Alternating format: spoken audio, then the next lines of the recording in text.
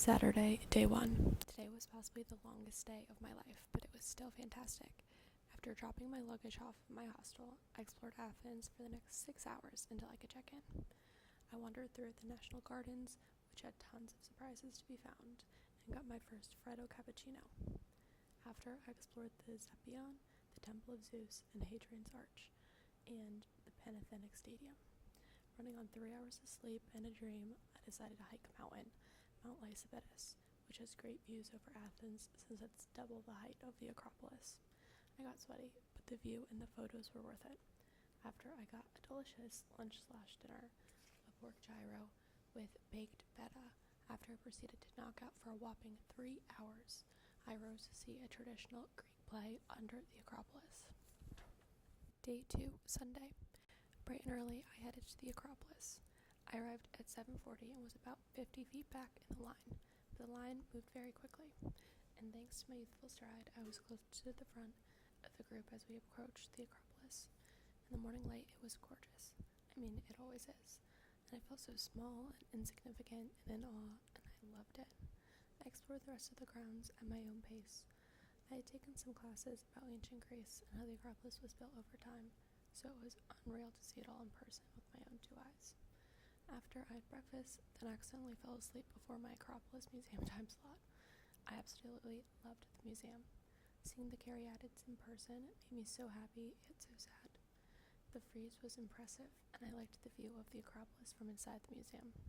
And I can't forget about the bottom floor active excavation site. After a few hours of admiring the ancient art, I left for some food.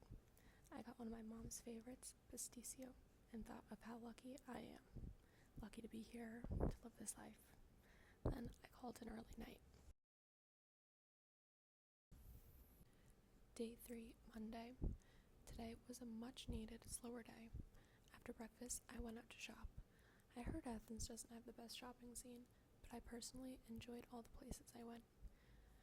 After walking all over to find the perfect souvenirs, I had a very special excursion in the afternoon.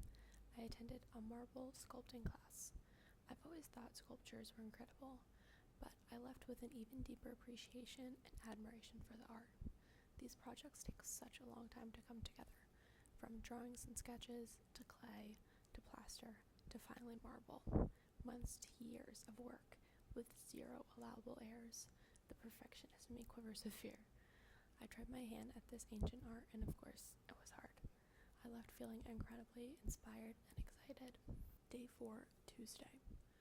Today was the whole reason I made this trip, an excursion to the ancient city of Delphi. I was obsessed with Percy Jackson as a kid, and the thought of which godly parent I belonged to. I was always between being creative and the idea of telling the future. When a psychic told me that one of my past lives was as a priestess of Apollo in Delphi, I knew I had to go visit, and it was, to say the least, a religious experience for me. I felt incredibly light and at peace as I walked past that another me maybe called home. On the way back to Athens, we stopped at a town called Anahova.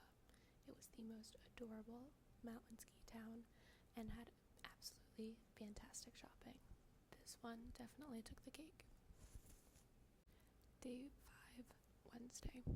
This was my last day in Athens. This morning was calm and slow. I went to the post office to send postcards and got a special spice to make Greek Easter bread with my family. I got lunch overlooking the Roman Agora before the very last excursion of the trip. For my last night, I went on a trip to the Temple of Poseidon for sunset. On the way, we stopped at one of the oldest, best-preserved theaters of Antigone. While I'd seen a few of those at this point, this one surprisingly overlooked the Aegean Sea. It was beautiful. The final hours of the trip we spent relaxing at the temple for sunset. I'm so lucky. I have the courage to go solo to different countries all over the world. I have the confidence to spend a trip alone with just my own company. Alone, but never lonely. I had a splendid 5 days in Athens and can't wait to return one day in the future.